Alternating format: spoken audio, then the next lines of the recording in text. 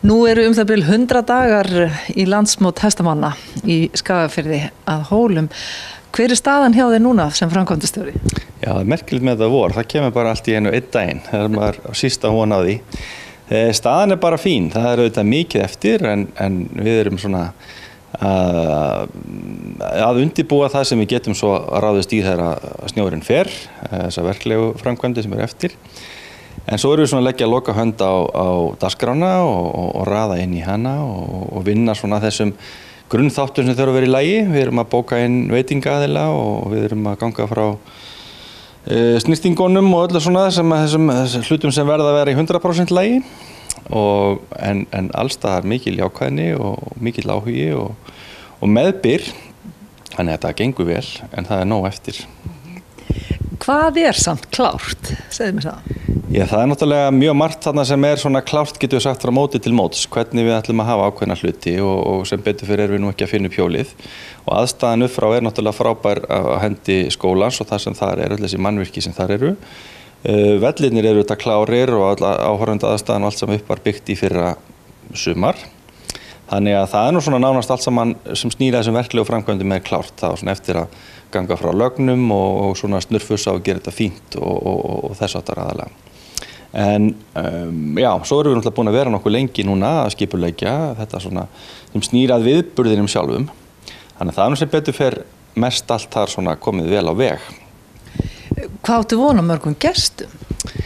Forsalan hefur farið miklu betur á stað heldur en nokkuð tíman áður, en við erum búin að selja nú þegar vel á 4.000 gestum miða á þetta mót og langflestir að kaupa passa í heila viku og svona fjórðungur af þessum gestum kemur erlendis frá. Þannig að það mjög erfitt að áætla svo hver verður loka talan en 8, 9, 10, 11, 12.000 gestir, 8, 9.000 gestir væri fínt. Ef að veðrið verður frábært og allt fellur með okkur, þá getur vel verið fleiri. Gistirými? Gistirými þannig staðan núna að það runni til meira af því heldur en eftirspurnin kallar á í augnablikinu. Það eru sem sagt laus hús og gisting fyrir fólk og hefur gengið vel að koma fólki í gistingu. Þetta eru auðvitað fjölbreyttar þarfir, fólk að koma í mislangan tíma, misjafnlega stórir hópar og vilja þetta og vilja hitt og svona, þannig að það verið svolítið púslað koma þessu saman. En það hefur gengið vel og í augnablikinu sem sagt meira til af rými heldur en verið að sækjast eftir. Ég alveg trúa því að það mun allt fyllast þegar árin yfirlíkur. Síðan byrjuðum við að selja þarna rafmagnsstæði, sérstök stæði sem geta pantað sér reit sem verður tilbúin bara býður upp á Hólum með rafmagnstengi, frátekinn reitur fyrir tjald eða vagn. Það hefur gengið mjög vel, við erum búin að selja svona vel af þeim og svo eru þetta margir sem ætla bara að koma á tjalda eins og venjulega. Þannig að það hefur gengið ágætlega, það auðvitað mætti alveg vera meira gistirými á mótsvæðinu sjálfu, það liggur alveg fyrir, en við erum þetta bara að vinna með þá stöðu sem við höfum og hún ágæt, sko. Hvað á að vera til skemmtunar annað en að horfa á gæðingana? Þeir verða náttúrulega í 1., 2. og 3. sæti, en svo þegar að svona gæðingakeppninni og kynbátakeppninni líkur að kvöldi, þá ætlum við að slá upp tónleikum, þannig þess að stórum tónleikum 5., 1. á laugardagskvöld og við erum nú að vinna svona frekar í bjartsýnisskýrnum, þannig að við setjum þetta upp sem útitónleika en höfum reyndar aðstöðu til þess að fara inn ef veðurguðirnir ætla eitthvað að stríða okkur. Þannig að þar verðum við með svona bæði heimafólk og líka vel þekkta skemmtikrafta. Við verðum með svona, getum sagt, fastanúmer á landsmóti síðustu ára eins og Reim og Meitin Sveitin strákana á Suðurlandinu sem hafa verið fyllt hestamönnum í svolítinn tíma. Við verðum að sjálfsögðu með hljómsveit Geirmundar, Karlakorinn Heimir stígur þarna á stokk og við verðum með þó nokkuð af, eins og ég sagði, svona heima fólki líka.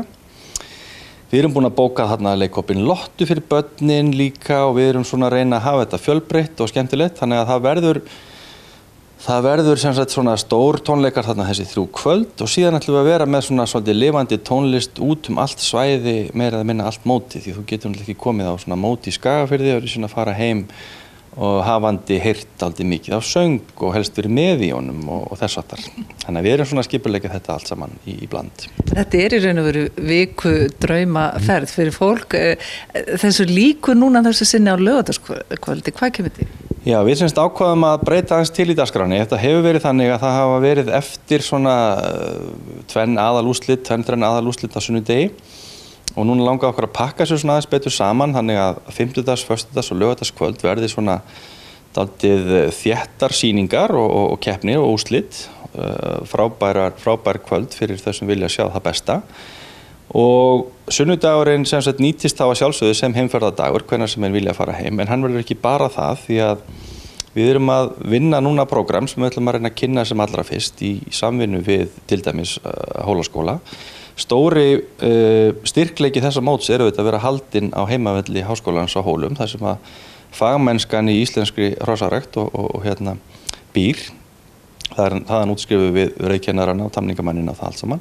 Þannig að skólinn ætlar að koma með okkur í það að búa til prógram þarna á sunnudegi fyrirgefiði, þar sem við geta svona aðeins farið, bak við tjöldin í sambandi við landsmótið. Við klárum alla keppni á laugardegi og svo á sunnudegi svona opnum við hesthúsin og skoðum fallegustu hestana og sjáum svona meira útskýringar á hvernig þetta fer fram og mögulega einhverja kennslusýningar. Þetta eru við svona að forma núna. Hefur þetta verið gert áður? Þetta verið ekki verið gert áður, að því mér vitanlega. Og ég tel að við höfum sérstaklega sterkan stöðu til að gera þetta núna vegna þess að við erum þarna á þessum heimavelli íslenska hestsins og við eigum að nýta það tækifæri sem þar er.